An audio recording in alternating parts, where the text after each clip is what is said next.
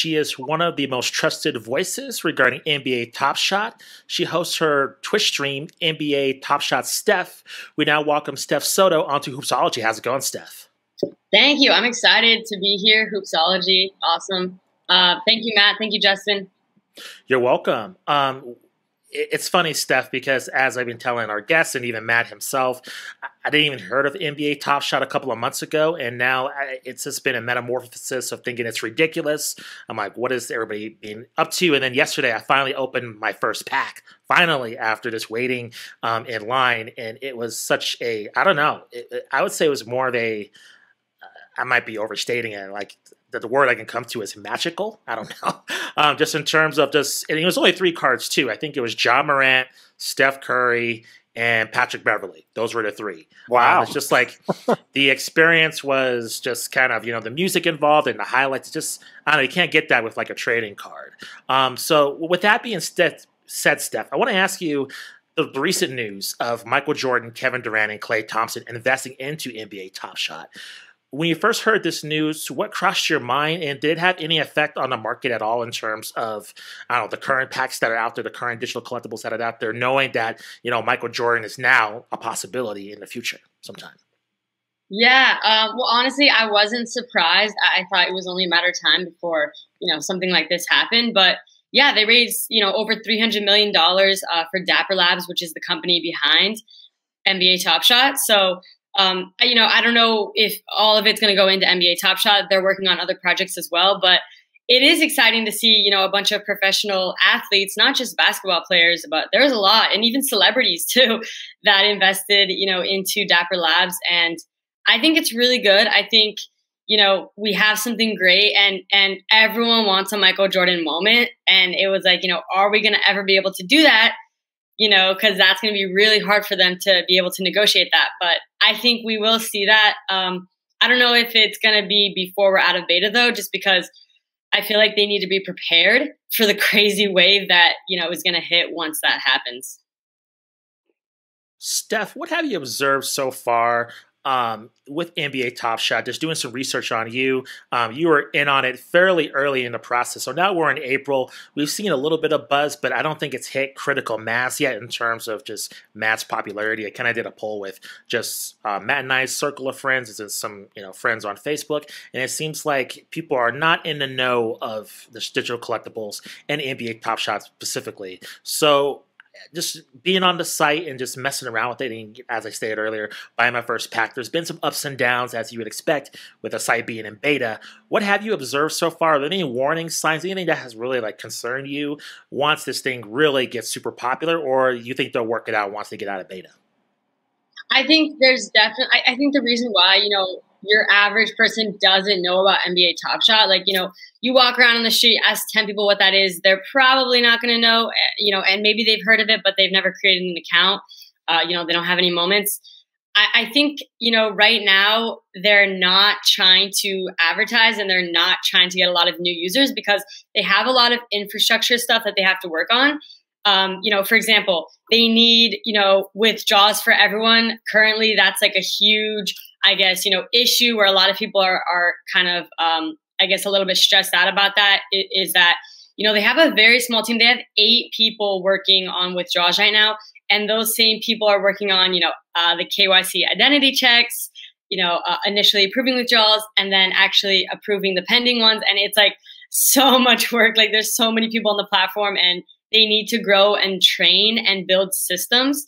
Another thing is support tickets. We're seeing a very long time. It's not like, you submit a support ticket and you get, a response back immediately. Like you could be waiting weeks. And so that's also another thing is that they're not ready to scale until they have, support down, withdrawals for everyone down, systems built, into place. And then, multi-accounting and botting, that's becoming a problem too. So, there's definitely a lot of things that before they get out of the beta, they're going to need to work on these things before they really want to take off. Steph, can you walk us through, just kind of take us back? You mentioned some of the issues there, which is good to know. Justin got his pack. I'm hearing about his 3 cards that he got, 3 players that I like. and I'm a little jealous. If I wanted to start, can you, and if there are listeners that want to get a pack, can you just kind of quickly walk us through that process? What's that like to register to get a pack? What's your typical expectation? I know there's been talk of a lot of people kind of waiting in line and then not getting the packs that they're issuing for that day. So kind of walk us through that process, and then any tips that you might have to be successful in getting a pack. Yeah, I mean, in the beginning when I started, it was like packs were abundant. It was extremely easy to get packs, but now it's extremely difficult. And like, for example, right now at this point in time, if you were to go on the website, you can't buy a pack. They're all sold out. So, when packs do drop, people go crazy over them, because everyone wants that excitement of opening a pack, and so that's something they're working on. Is they have said before that their goal is that everyone, all new users should be able to sign up and be able to get a pack and open it. But right now that's not the case, and we see new users signing up, and it's like, you're going to have to wait because there's just so much demand for these packs, and there's not enough supply right now. So, but once you do get a pack, you have to wait in the queue line. Once your turn, you can buy one, you can't buy more than one pack right now. And then you can open the pack and, see what you get inside. And it's like, it's random. So, you could really hit it big with, really great players. Or, some people, I've seen someone get 3 in a row of like the bottom of the barrel, which is still right now positive ROI. So nothing to complain about. But yeah, it's a cool experience opening your first pack. Steph, what do you see as, so, in my mind as a product, and Justin and I have talked about this before, there are some comparisons, I think, it's not a perfect comparison, but to Top Shot packs and like kind of the shoe market, like the resale shoe market and shoe collectors. There's kind of it makes it cool. It makes it unique to have that exclusivity, to make it a little bit difficult to get packs. Now, I think, in the stages it's in, it may be a little too difficult to get those packs. But could you see there being like benefits and keeping value high by making it a little bit more exclusive and making people have to wait? And what do you think kind of a good line to walk is with that for Dapper Labs? Yeah, I think their goal is, they want the special, the rare. So there's like 3 tiers right now. There's common, which should be kind of accessible to everyone, the common packs.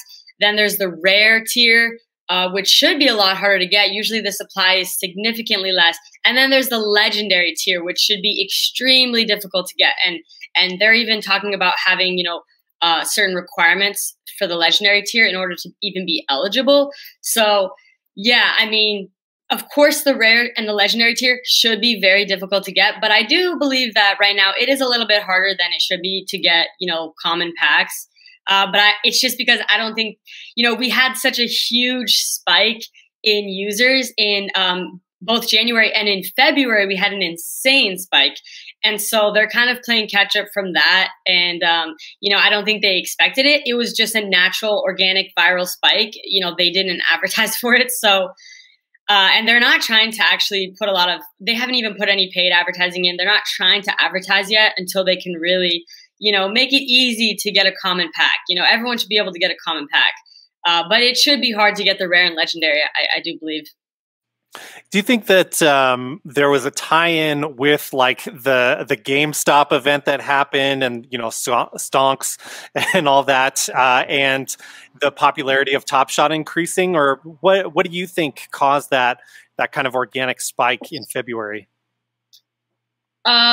Honestly, social media it's always word of mouth, and it's just going viral. Like, it was a lot of big purchases that people all of a sudden see this as, unfortunately, a lot of people started to see it as like a get rich quick kind of thing.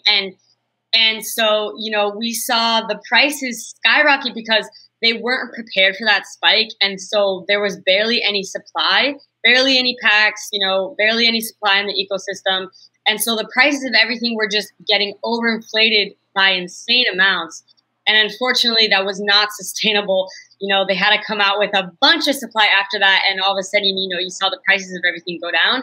And so a lot of people were like, oh my God, it crashed, which it's like, not really, because if you look at, you know, from June when they first started to now, we've made insane progress, you know, and so yeah, I think it's great to be growing, you know, organically. The viral spikes, they are exciting, but they don't necessarily help for the long term because it can get really, it can just be a lot to handle, you know. Steph, I want to shift gears and talk to you specifically about the NBA itself. Can you kind of go over overall your background with just the NBA? Were you a huge fan or not? Was it the collectibles, the NFT side that attracted you to NBA Top Shot, or was it some connection to the game of basketball? Yeah, well, when I first started in October, you know, there was barely anyone on the platform, like maybe 1,000 people. And most of us were actually not necessarily huge NBA fans. Actually, a lot of us were more NFT fans and into the crypto world. And, you know, a lot of people came from CryptoKitties, you know, which is Dapper Labs, you know, original product. And you can actually still buy those. They're on the Ethereum blockchain right now, but they are moving over to the Flow blockchain, which is what NBA Top Shot is on. So that'll be exciting when they do that. But yeah, I do enjoy watching the NBA. You know, as a kid, I used to watch a lot, and now actually not as much. Like, I haven't seen an NBA game in a while, but I just thought it was interesting because, you know, I remember hearing Gary Vee, who I'm a pretty big Gary Vee fan. He was really pushing, you know, physical sports cards, guys, physical sports cards. And then I saw this NBA Top Shot, and it was like a digital moment, and it's like a video clip, you know, and you can own, you know, different serial numbers, and they're on the blockchain. So there's proof that you own it. They're digital, so they can never get damaged. You don't have to get them graded. You can easily buy and sell, you know, in the marketplace. Like, that was really cool to me. And I got hooked immediately, and I was like, oh my God, like this, in my opinion, this was like the revolutionary physical sports card. Of course, I think they will exist, you know, parallel, but I do think that it's really cool, and especially the younger generation, they're used to owning digital stuff, so I think it's very easy for them to get attached to this idea really quickly. But yeah, originally I didn't get into it because I was an NBA fan. I got into it because it was an NFT, and I was into, you know, NFTs. So you don't see, I guess I'll ask instead of making an assumption, do you, as more people get involved in NBA Top Shot that may not be fans of the NBA, do you think there'll be a link in like getting more fans into just the league itself, or do you think they'll be primarily invested into NBA Top Shot? And if that's the case, could there be a possibility of more, I guess, non-fans of of the NBA than there are hardcore basketball fans? And how do you think that will affect the market? Do you think that will affect it at all, or how do you see that playing off the mixture of like hardcore basketball fans who are into every single play, that know, hey, this is going to be a huge play, and others that know the more the blockchain, the more cryptocurrency side of things? How do you think those sides will mesh together? Well, basically everyone that was in 2020 was kind of the blockchain side of it. But now, starting, you know, in January, we had a lot of users, and now the majority of users are NBA fans. And if anything, this is introducing them to blockchain technology. They didn't know about it before. And in fact, a lot of people, you know, they don't know what blockchain is. Like, they don't know what Flow blockchain is. And so they're learning about all this kind of stuff, which I think is awesome. I think, you know, Top Shot has, I think Top Shot has the potential to be able to reach a huge mainstream audience and teach them about blockchain technology, which is the underlying technology, you know, behind NBA Top Shot. I think that's really important, and that's what I would hope anyway. But yeah, we do see a lot of huge NBA fans, and we do see that, you know, for example, if someone does really well in a game, we do see a little pump in their moment, actually. So it is kind of funny. And that's, you know, we do have a lot of NBA fans, because if it wasn't, then nobody would know how they did. And we do see a little pump in their moment after, you know, if they do really great in the game. So I find that very interesting. Steph, if I could pick your brain just about NFTs in general, how does Top Shot stack up with other NFTs that are available? I mean, I know NFTs are expanding, and I know very little about it overall, but when you look at NFTs that you've seen, How does Top Shot compare? And do you see it as being, you mentioned some of the issues with it and things that they need to do to make it a better experience for the users, but how is it comparing right now in comparison to other NFTs in general? Yeah, well, NFTs are extremely hard if you're a brand new person, you don't know what an NFT is. It's kind of really hard to because a lot of NFTs are on the Ethereum blockchain, which you have to, understand that. You have to get a wallet. For example, Dapper Labs, they created CryptoKitties. Well, when I first wanted to buy some CryptoKitties, it wasn't super easy like it is with Top Shot.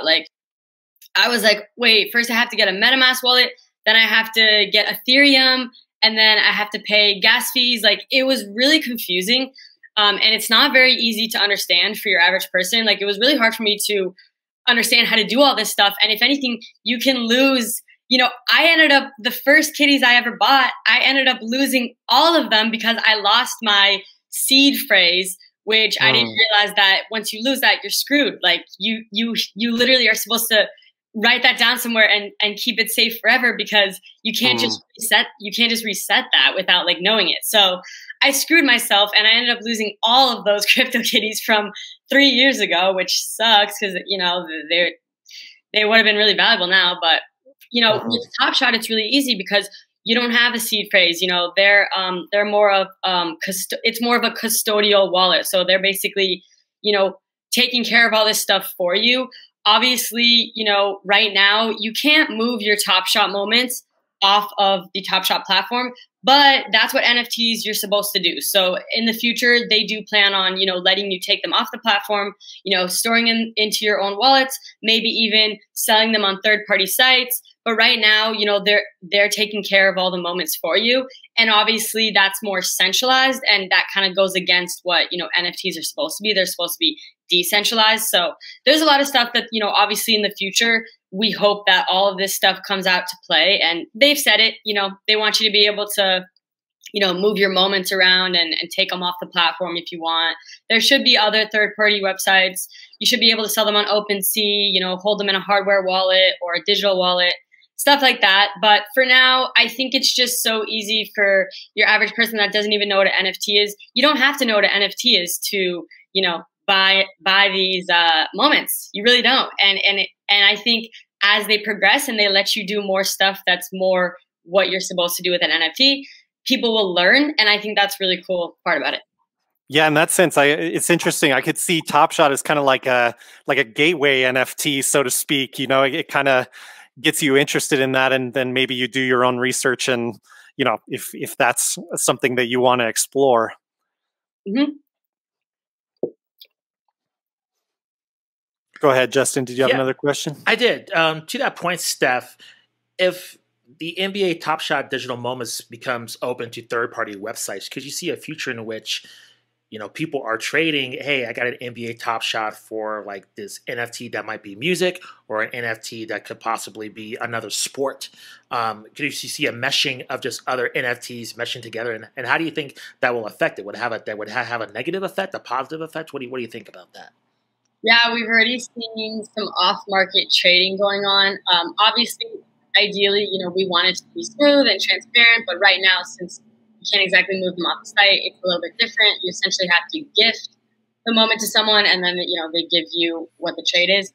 But yeah, I saw someone do that with NBA basketball tickets. Someone literally traded a valuable, rare moment for a few NBA tickets, and I thought that was so awesome. And yeah, I do think that for sure in the future, it'll be so much easier to just trade, fair value trades, and maybe not trading exactly moments, but a moment for something else. Yeah, and it could be another NFT. That'd be really awesome. I see huge potential in that. I'm excited for that, actually. And Steph, you mentioned earlier about just regular trading cards, how, especially during the pandemic, it seemed like that blew up in terms of popularity. Once, I've seen it, the UFC is going to get into the digital collectible market. We've seen the WWE, they had a huge commercial about their own NFTs with The Undertaker. Do you see the tangible trading card market being affected by this, or do you think each can exist in their own silo, catering to those who are interested in those collectibles? Yeah, I think they can definitely exist in their own thing. I don't think it should be competition, because they're totally different things. I don't think they're the same at all, and I think the physical, card traders will want to do both, because I think that'll just be awesome and fun. And I don't see people necessarily like just selling all their physical cards just to go all in on these digital moments. I see them having both of them. And I think that would be a really healthy thing, is if we, they're more like cousins and not like enemies. Steph, where do you see, I guess, the next steps for NBA Top Shot, I guess, once they get out of beta? Your best prediction? I've heard all kinds of rumors about maybe the WNBA being involved. Of course, more historical moments. Where do you think, I guess, the next step in evolution for this platform, you think? I think actually being able to, they've talked about this before, but, you go to a physical NBA game, everyone from that game gets to scan a QR code and they get a moment from that game. Like stuff where basically it's integrated into the real world. I think that's going to be really huge, integrating worlds, because right now it's just super separated. Like you have the metaverse, the digital world, and then you have the physical world. And I think, like combining those is really, really cool concept. And I think that could just make it even more mainstream. Like you can see big companies collaborating. What if you go to McDonald's and, instead of a Happy Meal or something, a little toy in there, you can get a moment. Like there's just so much potential on what we can do to start kind of colliding these worlds, physical and digital. And I think that's definitely the future, not just with NBA Top Shot, but with other moments as well. Yeah, UFC is going to be next. You already see on the Flow website that they're working with the NFL. They're working with a lot of these sports organizations. And a lot of them are going to want to get on board with this. It's just, they need to scale first and, what can they handle? But yeah, I think there's so much potential with what can be done in the future with these moments. And with the UFC being involved, I'm a huge MMA fan. So once I heard they're being involved in this, other questions arose, just because with fight sports, they're behind a massive paywall as compared to the NBA. You can go see those highlights, on YouTube. They're more readily available. But with the UFC, the highlight itself is rare, just because it's behind a paywall of UFC Fight Pass, or you have to pay $70 on pay-per-view to see it. So how do you think that's going to change the prices of those, I guess, for lack of a better term, top shots for UFC? Do you see those being more expensive than the NBA packs, or do you think it'll just kind of level itself out once it gets more settled in? Yeah, I don't even know if those digital collectibles will be moments, because they never said that they would be moments. And because it's also interesting, because it's like, what is the moment going to be? Someone getting knocked out, and how is the other player going to feel about that? So it's like for the NBA, they don't ever send like blooper moments. Like they want to have a good look for their brand. So I don't know. It's going to be interesting to see what the UFC does. I guess originally I assumed they would be moments, but after talking to my friend about it, I was like, I guess maybe they won't be moments. Like maybe they'll just be something different. So I don't know. Yeah, it'll be interesting to see what they do with that.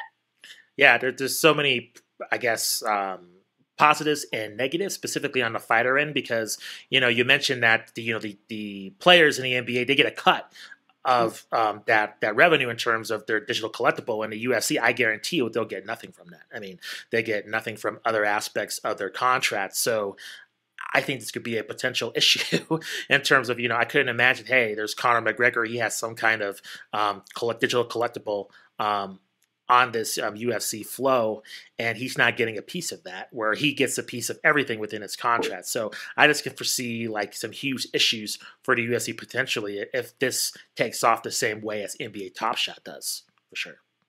True. Yeah. I never thought about that. That's true. I want to ask you also about the NFL specifically. I would argue, even though I am more of a basketball fan and a football fan, but at least in America, that it is the most popular sport, in this country. Not to mention there's soccer outside of the United States. I've heard, we had another guest mention specifically that, different European soccer leagues, they've toyed around with getting into the NFT space, but nothing solid yet. So once more popular sports get involved, how do you think that's going to affect things? Because they have massive fan bases, massive passion. Do you see that? How do you think that's going to really change everything as well once those sports can kind of figure it out? Yeah, it'll be interesting to see the timeline on that, and that's why I think that the NBA Top Shot is so crucial to like get this right and to like figure everything out, because they're basically leading the way and setting the precedent. So, you know, there's definitely a lot that needs to be worked on, and you know, they need to see what's going to work, what's not, because yeah, this is very easy to scale, you know, for different sports too that are worldwide and global. And yeah, I think there's huge potential. I mean, for, you know, NBA Top Shot, I don't know the exact demographic, but I do know on the official Discord, the demographic is like 70% US. So, you know, we haven't even really gone global with NBA Top Shot yet. And, you know, there's a lot of fans all around the world that love the NBA too. So it'll be interesting to see how that affects it. I do think we haven't even scratched the surface of potential with the NBA. So I can't even imagine with other sports, you know what it's going to be. I think, yeah, and how many, you know, how is it going to be years? Is it going to be decades? Like, you know, how long will this whole thing take to actually become a huge, you know, household name type of thing? That'll be interesting to see it. Well, Steph, I really enjoyed the chat. Thank you very much for appearing on the show. Please let our listeners and viewers know where they can find you all over social media and also whatever projects you're working on. Yeah, you can find me on Twitter, which is, I mostly do quick updates on there. A lot of people found me from Twitter first. Steph Sutto, STEPHSUTTO. And then in my Twitter bio, you can find my Twitch. I go live a lot. I started to do a lot of collabs with a lot of OGs, whales in the space as well. And it's fun. You know, I host some ladies' nights, and we have fun on there. So my Twitch is NBATopShotSteph as well. Steph, thank you very much for joining the show. I'm sure this will not be the last conversation we have with you, as NBA Top Shot is basically in its infancy. So we're excited to see where it goes and just to get your expert opinion on things. Thank you very much for joining the show. Thank you, Justin. Thank you, Matt. I appreciate it. Thank you.